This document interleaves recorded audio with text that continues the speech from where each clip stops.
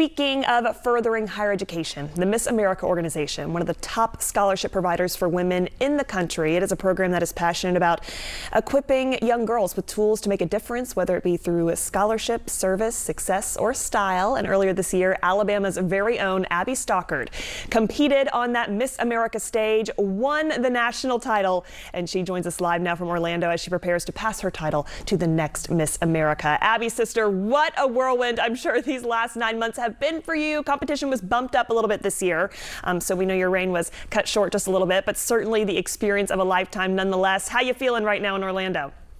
Oh, I'm feeling good. I was just thinking, I did an interview with you last year in this room when I was Miss Alabama. Oh. So it's kind of full circle for me. Here I am sitting as Miss America, about to give up my title.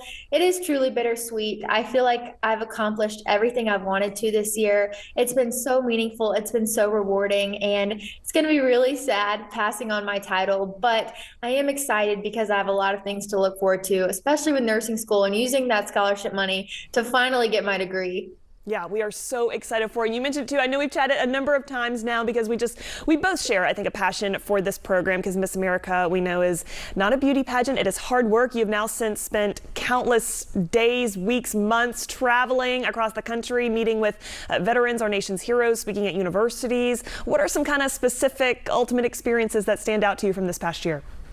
Oh man, there's so many. I feel like I've divided my year between fun, exciting, and then super meaningful and impactful. Some of the fun ones, I was at the UFC fight in Las Vegas. I got to attend the Kentucky Derby, the NFL draft, the Super Bowl. But then we have our super meaningful ones. I got to meet with President Trump in the Oval Office to discuss one of Miss America's partnerships, the Promise Fund, but also my service initiative, Cystic Fibrosis Awareness. I was invited to be a commencement speaker at UT Health graduation ceremony. I have visited children's hospitals, classrooms, and I've been a national ambassador for the Cystic Fibrosis Foundation. And I have traveled across the country working to implement some of their advocacy initiatives, and that's been the best part of this year, raising awareness, driving fundraising participation, increasing education, and it has truly made this year so fulfilling.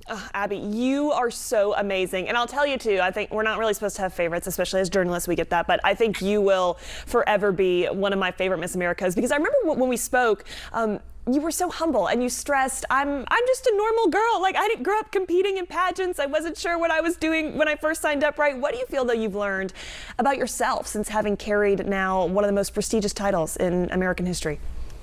So I did not think I was going to win Miss America. I think I told you that. And so when I won, it was a mix of emotions. I was so excited, but I was also really nervous.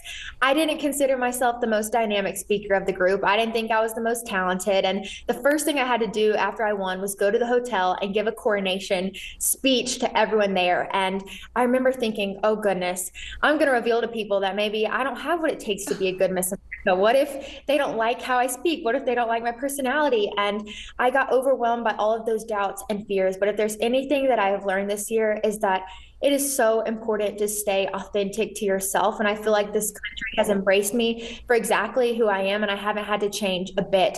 Yes, it is so important to have all of those skill sets as Miss America, but what really matters in this role is, do you love people? And it's not just going to these appearances and being kind to people. It's being kind to all of our volunteers, the directors, our incredible sponsors, because there are times where you're exhausted and maybe the last thing you want to do is get on a flight, but you may be the only Miss America that anyone ever interacts with or talks to. And the last thing you want to do is leave a bad taste in their mouth. And so that's why my goal this year has been to be that light, be that inspiration, be that role model, and just spread joy. And I feel confident that hopefully I've been able to do that. And because of that, I was able to increase our visibility and the relevancy of the Miss America organization.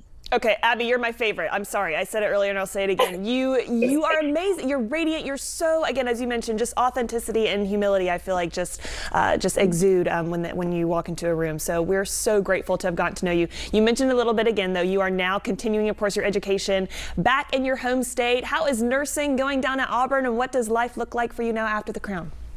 Oh goodness, it is a bit of a transition. I started nursing school 2 weeks ago and I was sitting in a 4 hour lecture and I was like, wow, what have I been doing the past year of my life? It's kind of crazy. You go from being a student to now being able to travel across the country. And now I'm back being a student again, but I've received over $89,000 in tuition scholarships. I paid off my student loans this past year. My fall semester tuition is paid for. And then I will graduate next December with my Bachelor of Science in Nursing completely debt free. And kind of a fun fact, full circle moment, my best friend Maddie, who lives with cystic fibrosis, the girl I met when I was 9 years old, who my entire platform is for, we are actually roommates this year at Auburn. So it's me and her both finishing out our last year of college together, which has made it even more special going back. Abbie, again, I feel like already experienced just the ultimate experience of a lifetime, but we know that this is just the beginning for you. Before I let you go, I do want to ask, again, not to put you on the spot, but you have a front row seat now to everything going down with a new class of title holders, preliminary competition certainly going on between now and Sunday. Any certain states that have caught your eye? Again, who's kind of wowed you so far? And certainly just a final word to the woman who now steps into your shoes. I mean, not to be biased or anything, but I'm an Alabama girl through and through. So I'm so proud of my girl, Emma. She is doing a phenomenal job. And it was kind of weird. I had to ask her on stage question last night. And I'm like, you're my friend, and I'm asking your question at Miss America. This is kind of weird, but she did amazing. And so it's so fun being on the other side, getting to support her, but also seeing the whole Miss Alabama board. And if I could say anything to the next Miss America, it's honestly just to leave a legacy that is uniquely yours. Don't try to be me. Don't try to be another Miss America. You were selected for this position on purpose and for a purpose. So be you. Don't change or feel like you have to fit this certain mold to be a good Miss America, because this organization will provide you with everything you need to be successful as long as you love this organization and as long as you're ready to go all in.